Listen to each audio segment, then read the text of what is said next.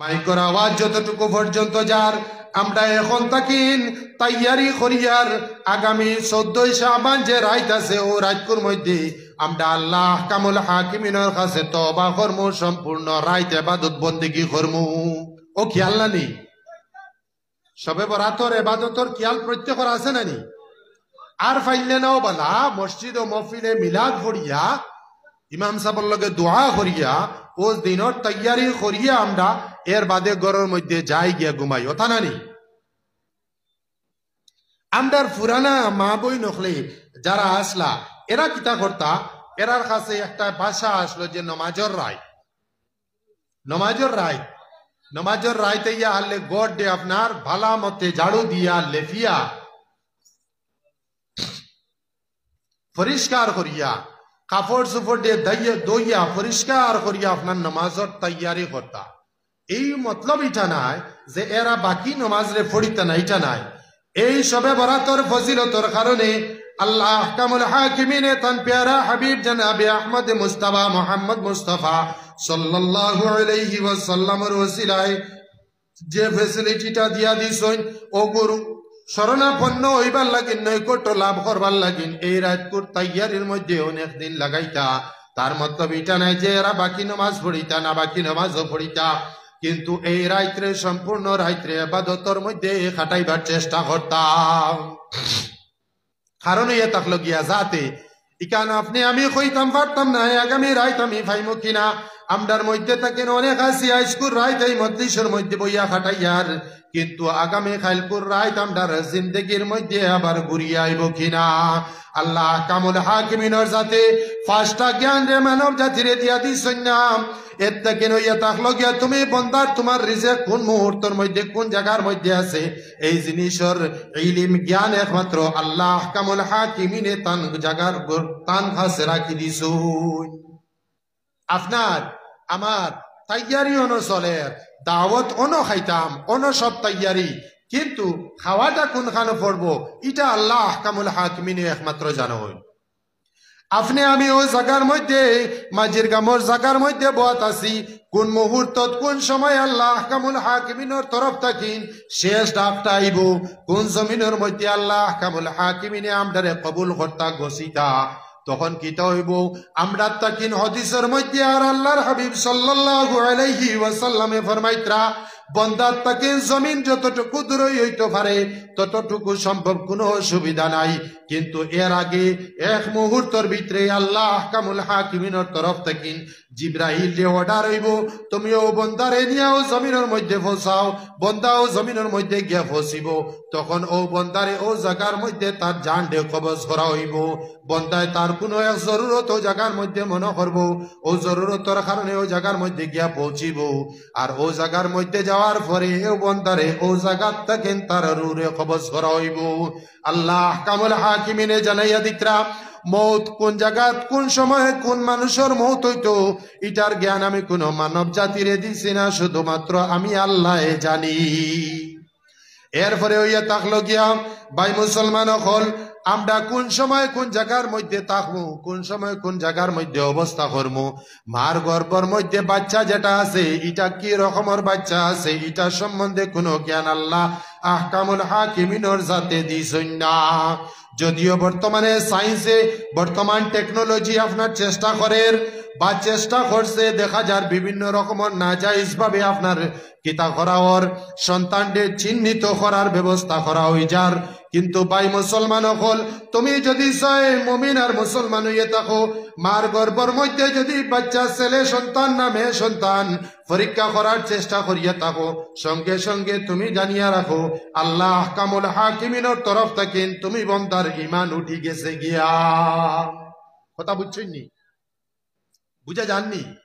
আমরার কাছে এটা হইয়া থাকলো গিয়া 3 নম্বর রোগ যে আমরা বর্তমানে আমি এটা আপনারে হইয়ার বেজান জিনিস ইলা পাওয়া যায় যে আপনি দোয়া করুকা আল্লাহ এখন পর্যন্ত আমার 4 মেয়ে 5 মেয়ে 3 মেয়ে 6 মেয়ে এটা আমরা সমাজের মধ্যে আছেন না নি? তো ভাই মুসলমান হল এরপরে আপনার কিতা হয়ে যায় যে সময় আপনার এর ফরর গর্ব হই যেন গা মহিলা সঙ্গে সঙ্গে এইগুলোই আপনার ডাক্তারের কিনারা লইয়া নাজাইজ ভাবে এইগুলি আপনার পরীক্ষা করাইয়া আপনার গর্বরে পরিষ্কার করাইন, যেটা হইয়া থাকলো গিয়া বিলকুল হারাম।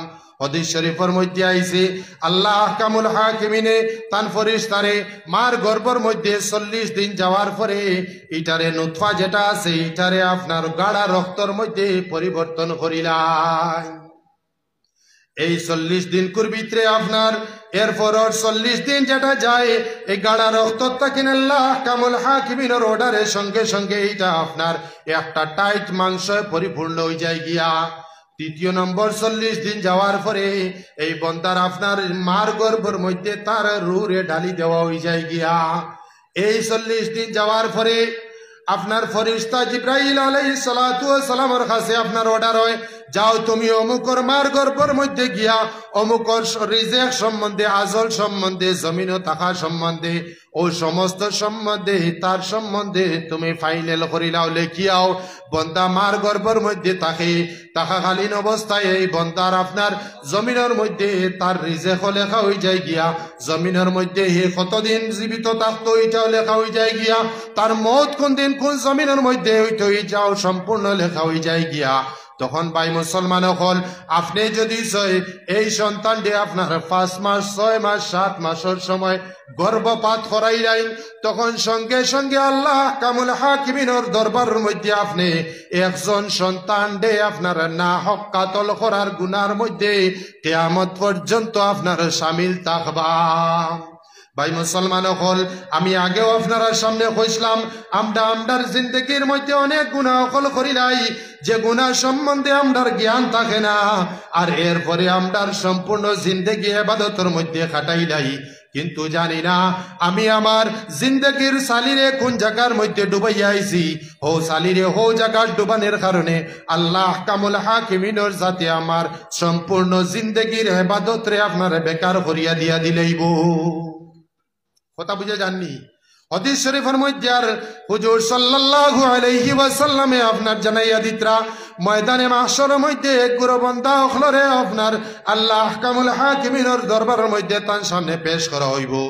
এই গুরুরে জিজ্ঞাসা করা হইব, হে বান্দা তুমি জমিন তাকিন আমার লাগেন কিতা লইয়া আইছো? বন্দায় তখন জবাব দিবা, আয় আল্লাহ জমিনের মধ্যে তুমি আমারে অনেক দিন দিছলাই, আমি তোমার জমিনের মধ্যে আমার কিতা করছি, সম্পূর্ণ জিন্দগি তোমার নামের প্রচারের লাগিন আমি আমার জিন্দগিরে খাটাইয়া আইছি, শেষ পর্যন্ত আমি তোমার নামের রক্ষার্থে আমার জিন্দগিরে ত্যাগ দিয়া যুদ্ধর ময়দানের মধ্যে আপনার শুধুমাত্র আপনার নামের এশাআতর লাগিন প্রচারের লাগিন যুদ্ধর ময়দানের মধ্যেও গেছি, বিধর্মীর লগে যুদ্ধ করতে গিয়া আয় আল্লাহ আমার গলারে কাটি দেওয়া হয়েছে, আমি আপনার নামর কারণে শুধুমাত্র জমিন তাকিন শহীদ হিসাবে জমিন তাকিন উঠিয়ে আপনার কাছে আইছি। কথা বুঝছেন নি? আল্লাহর হাবিব সাল্লাল্লাহু আলাইহি ওয়াসাল্লামে জানাইয়া দেন, হে বান্দা হল জমিনের মধ্যে যে গুরু মানুষ আপনার আমার রাস্তার মধ্যে শহীদ হয়ে যান গিয়া, এরার হুকুম হয়ে থাকলো গিয়া এরারে গোসল দেওয়া নাই, এরার কাফনও নাই, এখানে শুধুমাত্র সাক্ষীর লাগিন শাহাদতর লাগিন যে অবস্থায় এইগুলো মারা যায় শহীদ হইন, এরারে সঙ্গে সঙ্গে আপনার অবস্থার মধ্যে আপনার কিতা করা হয়ে যায় গিয়া নিয়ে দফন করা হয়ে যায় গিয়া, এরার জিসিমের মধ্যে মাটি থাকে, রক্ত থাকে, শরীরের মধ্যে আপনার কাপড় থাকুক কি না থাকুক এরারে ও অবস্থার মধ্যে আপনার দফন করা হয়ে যায় গিয়া।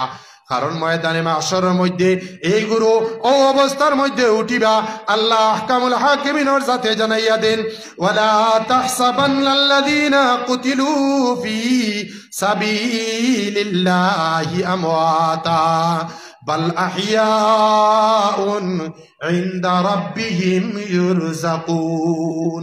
হে বন্দেগান হল তুমি তাই ওগুলো মানুষ সম্বন্ধে এরকমের গুমানো করিও না, দিলের মধ্যে আনিও না যে গুরু মানুষ আমার নামের উপরে তারার জিন্দেগিরে খাটাইলেন, যে এই গুরুরে তুমি তাই মুর্দা মনে করিও না, এই গুরুরে তুমি তাই মুর্দা মনে করিও না, যে এই জমিনে আইসলে আবার আম মুসলমান হলর মতো এরা জমিন থেকে বিদায় নিছইন, এরারে আপনার নমাজে জানাজা দ্বারা বিদায় দেওয়া হয়েছে, ইটা তুমি তাই মনেও করিও না। এর আগে আল্লাহ আহকামুল হাকিমিনে জানাইয়া দিতরা বাল আহিয়াউন ইনদা রাব্বিহিম ইরযাকুন। এরারে আমি আল্লাহ রাব্বুল আলামিনের তরফ থেকে জিন্দা হিসাবে ঘোষণা দেওয়া হয়ে গেছে গিয়া, জিন্দা রাখা হয়ে গেছে গিয়া। এরারে আমি আল্লাহ আহকামুল হাকিমের তরফ থেকে আপনার প্রত্যেকটা মুহূর্ত তারা যেরকম যেভাবে চাই ও রকমের রিজিক আপনার দেওয়া হয়। কথা বুঝছেন ভাই মুসলমান হল? তো বন্দাইশ কইবা আয় আল্লাহ আমি জমিনের মধ্যে থাকেন শহীদ হিসাবে আপনার নামল লাগেন যুদ্ধর ময়দান থাকেন আমি আমার গলারে খাটাইয়া আইছি।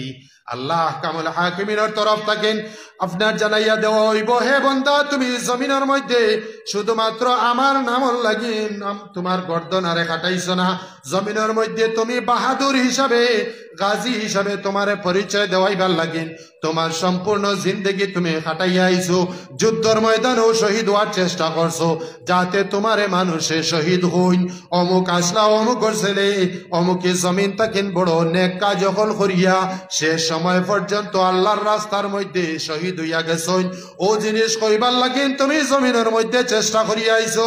আমি আল্লাহ আহকামুল হাকিমিনে জমিনের মধ্যে ইতিহাসে লেখিয়া বানাইয়া লেখিয়া দেওয়াই দিয়েছি যে জমিনটা কিন্তু তুমি শহীদ হিসাবে আইছো, তুমি যেটা চাইছিলাই আমি আল্লাহ জমিনের মধ্যে মানুষ দিয়ে তোমার শহীদ হিসাবে খোয়াই লাইছি। এখন তুমি আমার কাছে কিতা লইয়া আইছো ওটা তুমি পেশ করো।